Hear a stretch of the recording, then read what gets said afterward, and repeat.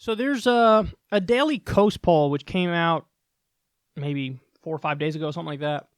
And I wanted to share this with you because I think it reflects the reality of what's happening in the Democratic primary more than any other poll I've seen.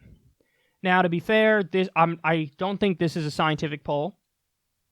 But again, I do think it's more a reflection of what is right now than any other poll that you've seen. Because many of the polls that we've seen that put Biden like high on the list, some of them even ahead of Bernie, they oversample old Democrats. They, forget independents and forget young people. They just oversample old Democrats. And when you do that, yeah, Biden or Kamala or those kinds of characters are going to be ahead.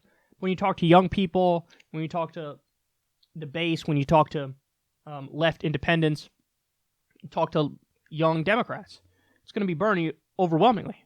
So take a look at these results because they are so telling. So we have Andrew Yang, by the way, about 25,000 votes total on this. Andrew Yang, 12%. Marianne Williamson, 0%. Elizabeth Warren, 2%. Bernie Sanders, 70%. Goodness gracious. Amy Cloudboot-Jar, 0%. Jay Inslee, who? 2%. The Breakfast Cereal Hickenlooper, 0%. Kamala Harris, 3%. Tulsi Gabbard, 7%. John Delaney, 0%. Julian Castro, 0%. Mayor Pete Buttigieg, 0%. Cory Booker, 0%. Eric Swalwell, 0%. Tim Ryan, 0%. Bet on My Stork, 1%. Seth Moulton, 0%. Terry McAuliffe, 0%. John Kerry, 0%. Bill de Blasio, 0%. Governor Sandra Bullock, 0%. Sherrod Brown, 0%. VP Joe Biden, 1%. Michael Bennet, who? 0%. So, in other words, we got Bernie number 1, Andrew Yang number 2, Tulsi Gabbard number 3. And then a distant tie. Oh, no, I'm sorry. A distant fourth is Kamala Harris. And then Elizabeth Warren. And Elizabeth Warren's all the way down at 2%. Kamala Harris is all the way down at 3%. So, honestly, what this tells me is the sense that you've gotten on your social media, certainly the sense I've gotten on Twitter and from talking to people, that's more of a reflection of reality than establishment media would have you believe. They want you to believe, like, no, obviously frontrunners like Beto or like Kamala. And that's just, there's no empirical basis for that. Now, again, when you go to the established polls, they do have Biden, for example, near the top. I think he's going to peter out because he's done it every other time. And the more he talks, the more the base is pissed at him. That's happened every time in the last 6 months.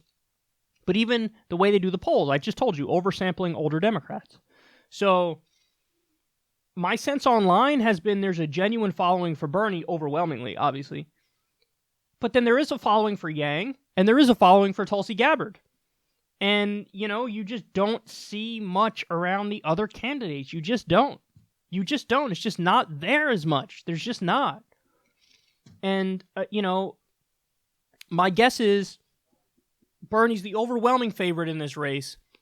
I do think that there will be a corporatist who does pretty well. I don't know which corporatist it is. My guess is Kamala.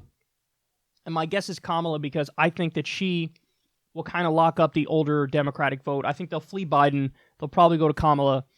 And so one establishment Democrat will get a bunch of the older Democratic votes, and it will make them a viable candidate.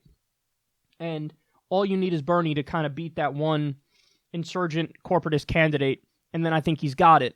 But it's not going to be easy for them. They're the ones who have the hard climb. Bernie's the default setting. He's the thought leader in the party. He's the one with the infrastructure. He's the one with the momentum. So this poll more reflects reality than any other poll I've seen where they have Biden up there, and I haven't seen any that have Kamala up there, but some had Beto with a decent amount. It's just not, it ain't really there.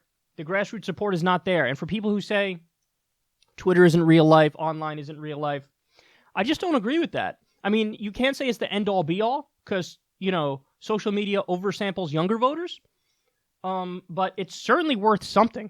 And it's certainly worth quite a bit, in fact.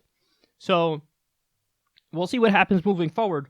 But a decent reflection of what's happening now is, funny enough, the three of the four candidates that I like the most, obviously Bernie's my number one, and then I have probably Tulsi and Elizabeth Warren tied for 2, and then Yang 3. But I don't know, maybe Yang is competing there too for a tie for second. But anyway, 3 of those 4 candidates are the leading candidates on the Democratic side. And I do think that's more of a reflection of reality for most people than establishment media would have you believe.